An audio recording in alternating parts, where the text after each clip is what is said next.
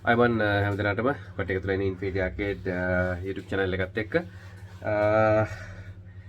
අද දවසේ තමයි මම වැඩිම ජොබ්ස් ප්‍රොපෝසලයක් ආවේ 3542 එකක් උදේ දැන් ටිකට කලින් හැදුවා ඊට පස්සේ දැන් 3521 එක තියෙනවා ඊට අතරමැද කාලේ තව Asus lab එකක් ඉවර කරා මට අතර මේ දිගට රෙකෝඩ් කරන්න වෙලාවක් හම්බුන්නේ නැහැ වෙලාව මදින්ද මේත් මං ඉතාම කැමති ලැප් එකක් මේක මං හිතන්නේ පේනවා ඇති ලැප් එක ඔයාලත් හොඳට දන්න කියන ලැප් එක 3537 වෙන්නත් පුළුවන් 3521 වෙන්නත් පුළුවන් ඒ කියන්නේ 4 sorry මේක 3521 නෙවෙයි Dell 5521 අපේ නන්න පේනවද දන්නේ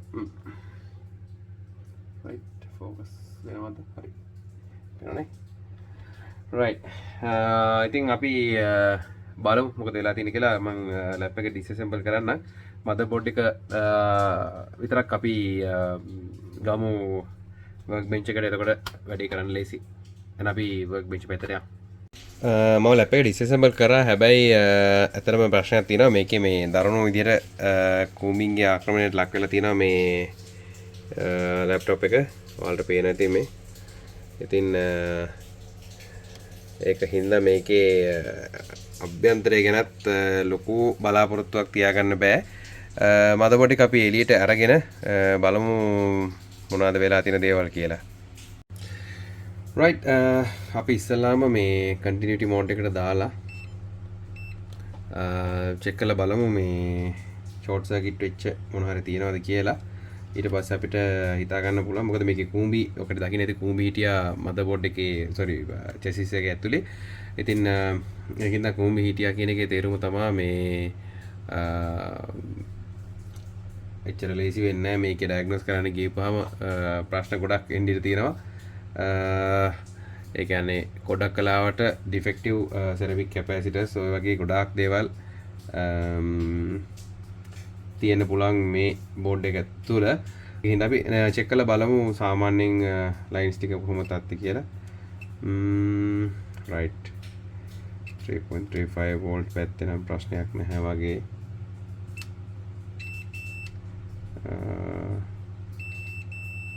පැත්තේ ප්‍රශ්නයක් නැහැ මම ග්‍රවුන්ඩ් එක චෙක් කරේ හින්දා ගැටලුවක් නැහැ පැත්තේ ප්‍රශ්නයක් නැහැ right ටිකක් පුදුම සහගතයි මේන් ලයින්ස් වල නම් කිසි ගැටලුවක් වෙන්නන්නේ නැහැ අපි ආවෙත් පොඩ්ඩක් ගිහිල්ලා බලමු මොනවා හරි ගැටලුවක් තියෙන්න පුළුවන් මේකේ කොහේ හරි තැනක අපිට පේන්නේ නැති චූටි ගැටලුවක් තියෙනවා මම හිතන්නේ මේ අපි වඩාත් හොඳයි මේ පැත්තේ මේ view එකට වඩා ඔකට මම හිතන්නේ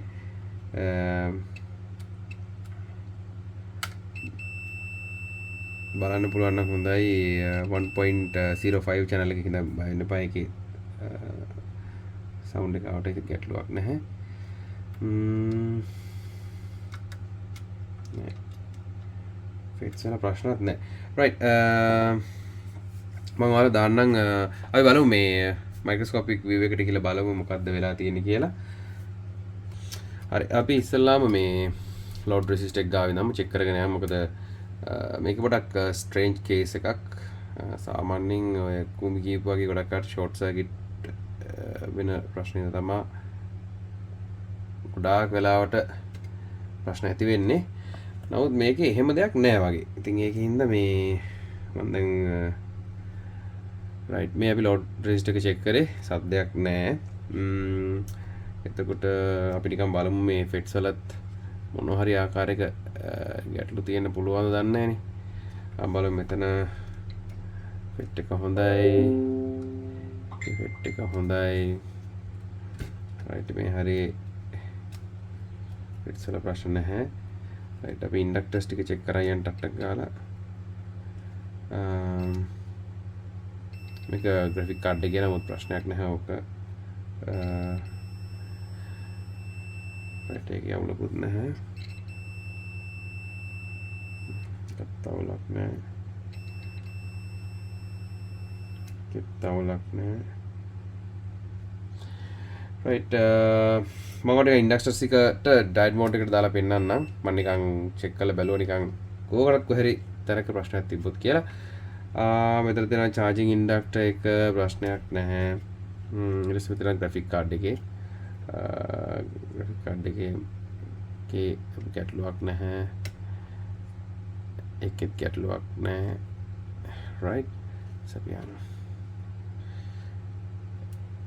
එකේ අවුලකුත් නැහැ. අපි ළඟට යන්නේ process side එකට. process side එකේ check කරලා බලමු මේක. අවුලක් නැහැ. ඊට පස්සේ මෙතන එක බලමු. right ඒකේ ප්‍රශ්නකුත් නැහැ. check කරලා බලමු.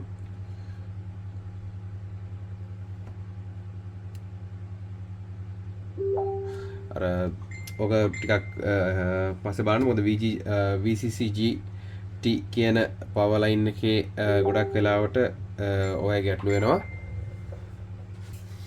හරි අපි ඊට පස්සේ බලමු 1.8 1.5 lines ටිකක් check කරලා බලමු. එතන මොන හරි ගැටලුවක් තියෙනවද කියලා. right මේ තියෙන 1.8 එක. නැහැ ගැටලුවක් නැහැ. ඊට පස්සේ මේ තියෙන 1.5 line එක නැහැ ඒකේ අවුලක් නැහැ.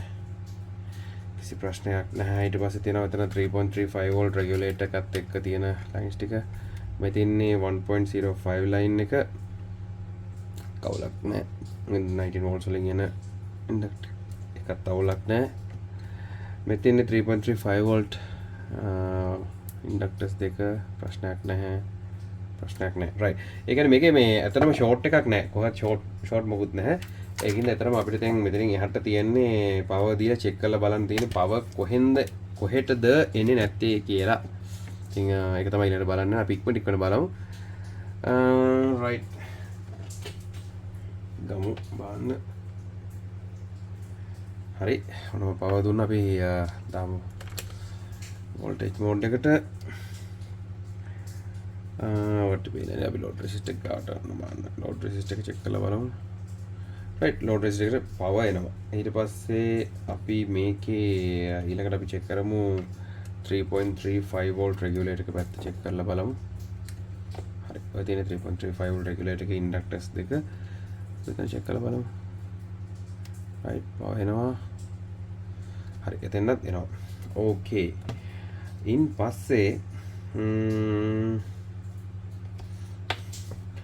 අපි check කරලා බලමු නේද මේකේ මේ මොකද්ද power on switch එකට එනවද බලමු මේ line එක හරියට මේ තින්නේ. right මේ බලමු.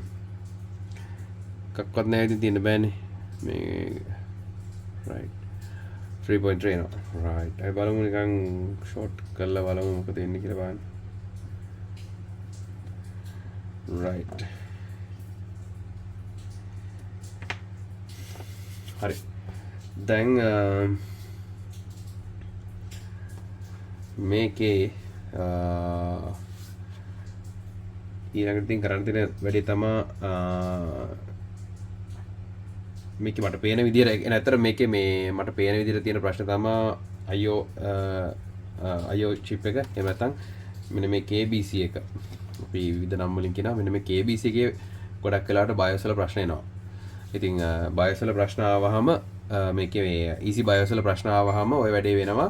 ඒ කියන්නේ ඇත්තටම power යනවා නමුත් LEDs එකක්වත් පත්තු වෙන්නේ නැහැ. LEDs එකක්වත් on වෙන්නේ නැහැ. power යනවා පේනවා on වෙන්නේ නැහැ. කිසිම දෙයක් වෙන්නේ නැහැ. ඒ වගේ වෙලාවට ඊළඟට කරන්න පුළුවන් හොඳම දෙයක් තමයි මෙන්න මේ EC chip එකේ EC BIOS එක ෆ්ලෑෂ් කරන එක. ඒකට ඇත්තටම ස්පෙෂල් ටූල් එකක් තියෙනවා හරි ලේසි.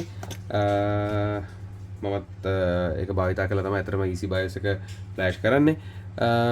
අපි workbench එක පැත්තට එමු. එතකොට ඔයාලට පෙනෙයි ඒක කොහොමද වෙන්නේ කියන එක. right ඔයාලට පේනවා ඇති මම ඇත්තටම EC BIOS එක ගහන්න තමයි දැන් යන්නේ. මේක ඇත්තටම ඉස්සෙල්ලා power දෙන්න ඕන motherboard එකට. power දීලා මෙතන අපි EC BIOS ගහන BIOS program එක. මේක තමයි අතර මුලින්ම ආපු BIOS program කීපෙන් එකක් තමයි මේක. මම හිතන්නේ මම පළවෙනි එක ගෙනාවේ 2016 විතර. මේක 2018 තමයි මට හම්බුනේ. ඉතින් මම අද වෙනකන් හොඳට පාවිච්චි කරනවා. අපි මේකේ right හරි. එහෙනම් ඔන්න මම BIOS reprogram කරනවා. right ඔයාලට පේන්නේ නැතිව මම හිතන්නේ මම PC එක තුල තමයි ඒක කරන්නේ.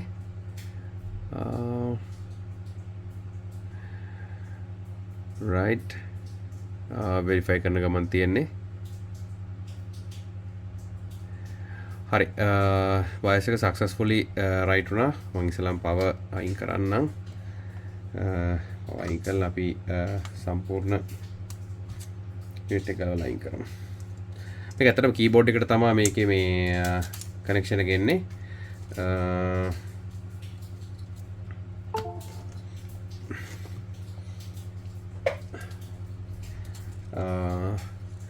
මට පොඩි වෙලාවදී මම බරු ටික අස් කරගෙන නැවත මම ඇවිල්ලා පෙන්නන අනිවාර්යෙන් මදර්බෝඩ් එක ඔන් වෙන්න ඕන. අපි බලමු.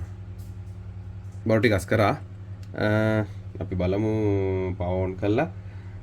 අනිවාර්යයෙන්ම power on වෙන්න ඕනේ. හැබැයි මට පොඩි අමතකීමක් වුණා. ඇත්තට මේකේ මේ සාමාන්‍යයෙන් CMOS බැටරි එක ගලවලා අයින් කරලා තමයි මේ වැඩේ කරන්නේ. නමුත් ඇත්තට මට මේක කරන්න අමතක වුණා. CMOS reset වෙන්නේ නැති. ගොඩක් වෙලාවට power on වෙයි. නමුත් හරිම විදිය නම් CMOS බැටරි එක ගලවලා BIOS replace කරපුවා CMOS බැටරි දානවා. මොකද නැත්තම් CMOS reset වෙන්නේ නැති වෙලාවල් තියෙනවා. එතකොට අපි ඒක කරාට සමහර වෙලාවට ඒ result එක අපිට ලැබෙන්නේ අර තිබ්බ විදිහටම එක නෝපා වෙනවා, එක නෝ ඩිස්ප්ලේ වෙනවා. අර ඒ වගේ එහෙමම තියෙනවා ඊළඟ පාර CMOS reset කරන එක. ඒ කියන්නේ ඔකට්ටිය repair එක කරලා ඉවර වෙලා සමහරට වැඩේ හරි ගියේ නැහැ කියලා කස්ටමර්ට ඒ ලැප් එක ගෙදර ගිහිල්ලා එයා CMOS බැටරි එක ගලවලා ආයෙ දැම්ම ගමන් ලැප් එක ඔන් වෙනවා. ඔන්න ඕකින්ද අනිවාර්යයෙන් කරලා බලන්න. අපි බලමු මේකේ මොකද වෙන්නේ කියලා. right ඔයාලට පේනවා ඇති මම හිතන්නේ වැඩේ හරි. ලැප් එක ඔන් වෙනවා. මෙතින් yes power on වෙනවා. ෆෑන් එක නම් කරකිලා නතර වුණා. මම හිතන්නේ මට beep error එකක් එනවා ඇති. මොකද දැන් මේකේ ඩිස්ප්ලේ එකක් නැති නිසා අපි බලමු. මම තව එකක් තියෙනවා මදර්බෝඩ් එකක් ඒකේ දාලා තිබ්බේ ස්පීකර් එකක්.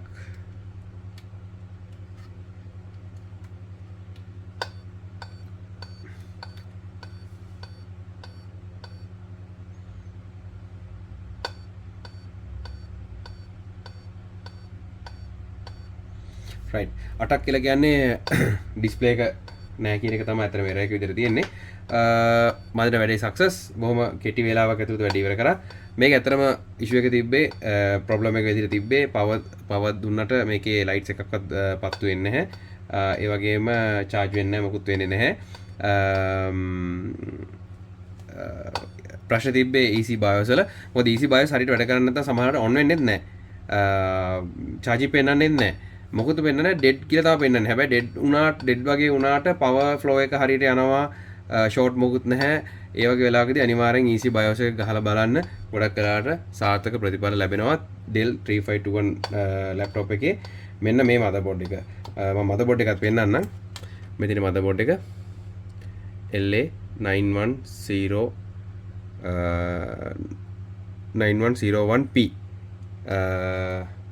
මේක තමයි මේකේ මම වඩ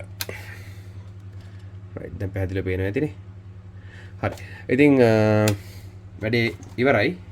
බොහොම කෙටි වෙලාවක ඉවර වුණා. මම මේක නැවතත් ලැප්ටොප් එකට ෆික්ස් කරලා ලැප්ටොප් එක ක්ලීන් කරන්න ඕනේ. ඇත්තටම මේ ඒකේ සෑහෙන ලොකු ජරාවක් තියෙනවා මේ කූඹි ඇවිල්ලා හින්දා. ඒ ටිකත් ක්ලීන් කරලා ඔක්කොම කළා. මම මදර්බෝඩ් එක ලැප්ටොප් එකට ෆික්ස් කරලා ඔන් කරලා පෙන්නන්න. ඔන්න මම ලැප්ටොප් එකේ chassis එක සම්පූර්ණයෙන් ක්ලීන් කරලා මදර්බෝඩ් එක ෆික්ස් කරා. ඔකට පේනවා ඇති. දැන් සම්පූර්ණයෙන් ක්ලීන් කරලා තියෙන්නේ.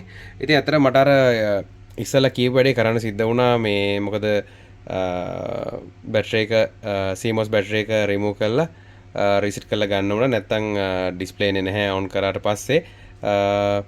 මම ඔන් කරා නමුත් ඩිස්ප්ලේ ආවේ නැහැ. ඒකින්ද මට CMOS බැටරි එක රිමූව් කරලා රීසෙට් කරලා ගන්න ඕන. අපි ඔන් කරලා බලමු.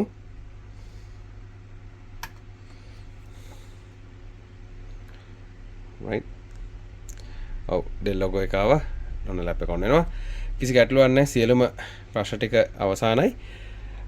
මේක ඇත්තට වෙලා තිබ්බේ no power තිබ්බේ කිසිම LED එකක් on වුන්නේ නැහැ. අපි power plug කරාට. ඉතින් ඊට පස්සේ අපි power දීලා check කරපුවම 3.35 volt ඒ වගේම switch එක ගාවටත් 3.3 line එක පැමිණියා. නමුත් switch on වුන්නේ නැහැ. මම එපා තමයි නිකන් suspect කරේ මේකේ IO එකේ තමයි ප්‍රශ්න තියෙන ඇත්ත කියලා. ඒ කියන්නේ EC BIOS corruption එකක් තියෙන ඇති කියලා. අපි කරේ EC BIOS replace කරපු එක විතරයි. දැන් ලැප් එකේ ඩිස්ප්ලේ එනවා. කිසි ප්‍රශ්නයක් නැහැ. සියලුම දේ ක්‍රියාත්මක වෙනවා කියලා මම හිතනවා. අපි සම්පූර්ණයෙන් assemble කරලා on කරලා බලමු. ඉතින් මේ වගේ laptop repair සම්බන්ධ වීඩියෝ බලන්න, tips and tricks ඉගෙන ගන්න. ඒක තුළ ඉන්න Infinity Arcade YouTube channel එකත් එක්ක subscribe වෙන්න. videos වලට likes දාන්න. ඒ වගේම bell icon එක click කරොත් ඔකට පුළුවන් notification ලබා ගන්න. ඒ වගේම ඔකට පුළුවන් Infinity Arcade Facebook page එකට ගිහිල්ලා ඒකේ post බලන්න පුළුවන්, දැනුම වැඩි කරගන්න පුළුවන්. ඔයාලට ගැටලුවක් තියෙනවා නම් comment section එකේ ගැටලුව අහන්න, මම උත්තර දෙන්නම්. ඒ වගේම ඔයාලට Facebook page එක හරහා ගැටලු වලට පිළිතුරු ලබා ගන්න පුළුවන්. එහෙනම් ඔබ සැමට සුබ දවසක්.